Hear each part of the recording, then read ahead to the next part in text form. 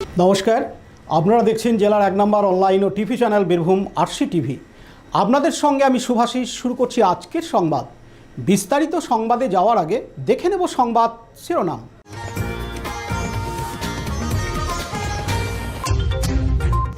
দ্বিতীয় বিশ্বযুদ্ধের বোমা নিষ্ক্রিয় করা হলো বোলপুরের সিঙ্গি অঞ্চলে। শান্তিনিকেতনে হয়ে গেল বসন্ত আহ্বান অনুষ্ঠান। এবার সংবাদ বিস্তারিত।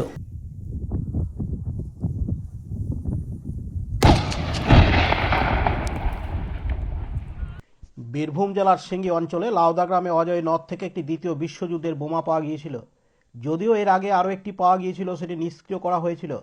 এরপর দ্বিতীয় বিশ্বযুদ্ধের দ্বিতীয় বোমাটি আজ শনিবার 14 ফেব্রুয়ারি ভারতীয় সেনাবাহিনী এসে সেটি নিষ্ক্রিয় করে।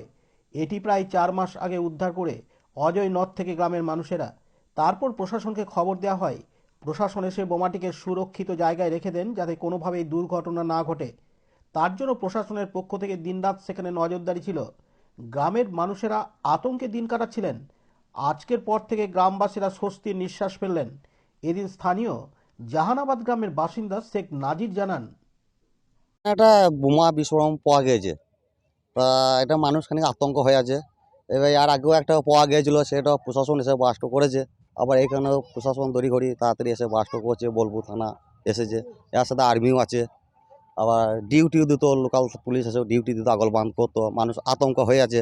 এবার আজকে বাস্ট হচ্ছে, বাস্টিং করছে। কতদিন ধরে পড়া আছে? এটা 3 মাস পরে আছে। 3 মাস বোলপুর থানা পুলিশ আগল বান্ধ করেছে, কোনো পাবলিকও আসতে দেয় না, ঘিরে ঘা রেখেছে। 3 মাস পড়ে আছে, এখানে ঘরে কি আতঙ্ক ছিল? হ্যাঁ, মানুষ আতঙ্ক আছে।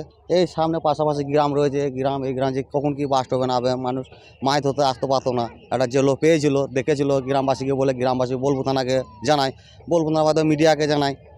এই পরে আছে আজকে বাস্ট হচ্ছে। এটা দ্বিতীয়বার উদ্ধার? হ্যাঁ, এটা দ্বিতীয়বার। আগে একবার হয়েছে, এর আগে একবার হয়েছে, আর এই একবার। আজকে কি করছে, কি দেখলেন? আজকে দেখলাম এটা বোলপুর থানা পুলিশ এসেছে, আর্মি এসেছে। ওরা তড়িঘড়ি এটা যাতে তাড়াতাড়ি বাস্ট হয় সেই ব্যবস্থা নিচ্ছে।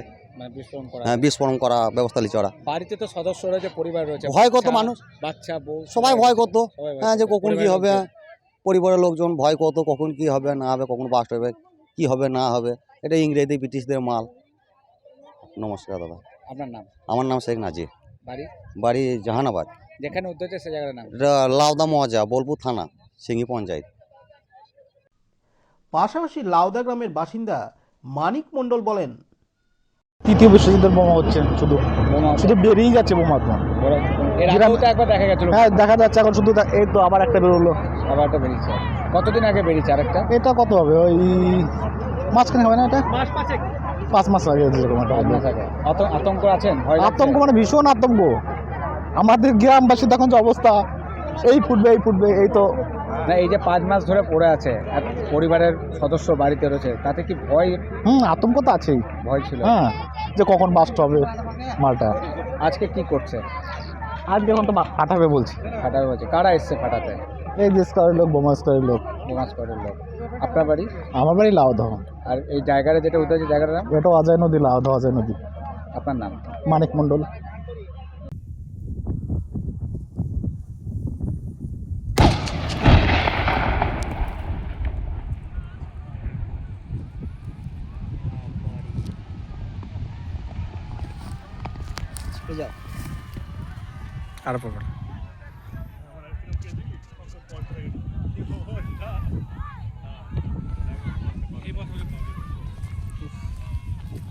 কানে তালা ধরে গেল বাঁ কানটা। হ্যাঁ, চারিদিকে পড়লে আমরা সব দৌড়াবে, দেখো ওই মাল নেওয়ার জন্য লোক আর বোলপুর থেকে কাজী আমিরুল ইসলামের report, Birbhum RC TV.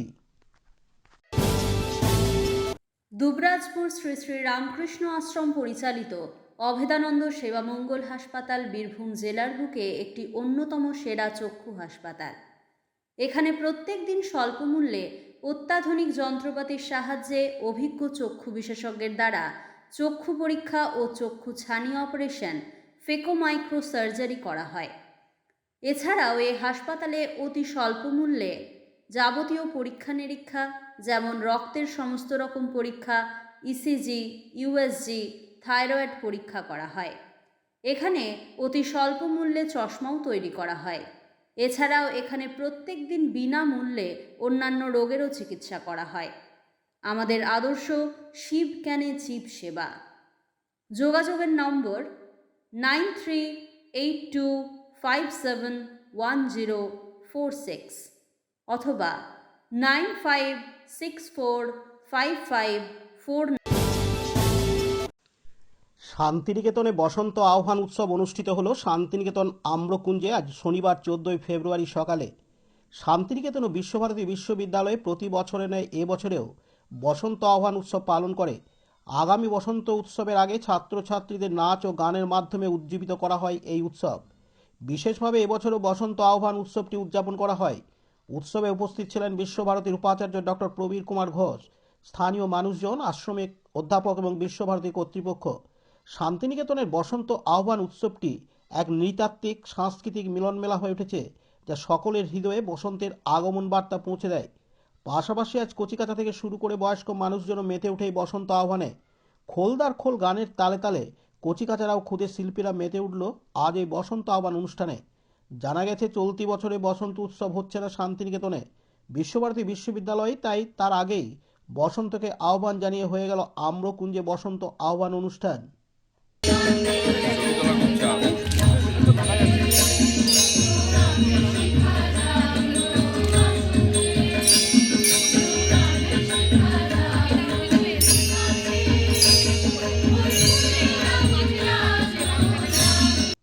Santiniketan থেকে কাজী আমিরুল ইসলামের রিপোর্ট, বীরভূম আরসি টিভি। আজকের সংবাদ এই পর্যন্ত। পরবর্তী সংবাদের জন্য চোখ রাখুন বীরভূম আরসি টিভির পর্দায়। নমস্কার।